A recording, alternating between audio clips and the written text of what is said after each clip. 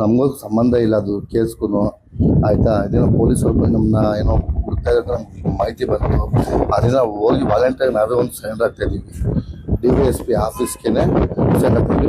ನಮ್ಗೇನೇ ಒಂದು ತೊಂದರೆ ಆದ್ರೂ ಅವರೇ ಜವಾಬ್ದಾರಿ. ಸ್ವಾಮಿ, ಇವಾಗ ಇಷ್ಟು ನಮ್ಗೆ ಗೊತ್ತಿಲ್ಲ. ನಾವು ಒಂದು 5 ಜನ ನಾವು ಫ್ರೆಂಡ್ಸು ಟ್ರಿಪ್ ಹೋಗಿದ್ವಿ ಹಿಂಗೆ ನಾವು. ಅದು ನಮ್ಮ ಹೆಸರು ಬಂತು ಅಂದ್ಬಿಟ್ಟು ಇವಾಗ ನಾವು 5 ಜನ ಹೋಗ್ತಾ ಇದೀವಿ ಇಲ್ಲಿ. ಆಯಿತಾ, ಅವ್ರಿಗೇನೋ ಮಾಹಿತಿ ಬೇಕು ಅಂತ ಹೇಳ್ತಾ ಇದಾರಂತೆ.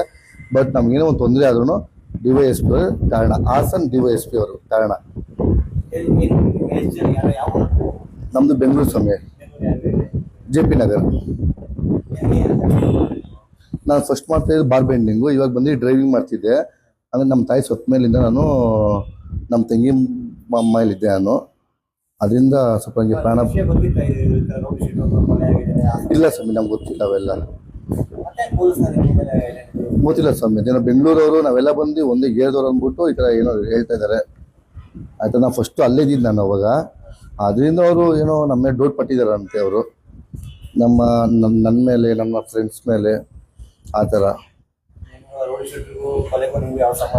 ಇಲ್ಲ ಸ್ವಾಮಿ, ನಮಗೂ ಅದಕ್ಕೆ ಸಂಬಂಧ ಇಲ್ಲ ಸ್ವಾಮಿ. ಅದು ಅಂದರೆ ಬನ್ನಿ ಅಂತ ನಮಗೆ ಸ್ವಲ್ಪ ಹಿಂಸೆ ಇಡ್ತಾ ಇದ್ದಾರೆ. ಅಂದರೆ ನಾವು ಫ್ಯಾಮಿಲಿಗೋಸ್ಕರ ಇವಾಗ ನಾವು ವಾಲಂಟಿಯರ್ ನಾವೇ ಹೋಗ್ತಾ ಇದ್ದೀವಿ ಇವಾಗ. ಅಂದರೆ ನಾವು ಶಶಿ ಪುನೀತ್ ಕುಮಾರ್ ಲಿಂಗ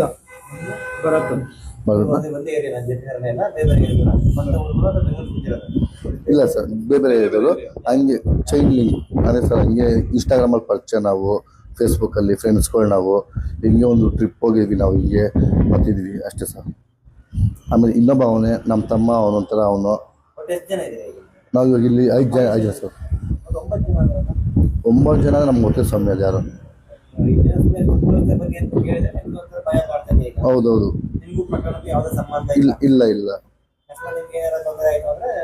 DYSP ಅವರೇ ಕಾರಣ. DYSP ಅವರು ವಿತ್ SP ಅವರು ಕಾರಣ. ಹಾಸನ ಜಿಲ್ಲೆಯವರು SP ಅವರೇ ಕಾರಣ. ನಮಗೂ ಸಂಬಂಧ ಇಲ್ಲ ಸ್ವಾಮಿ.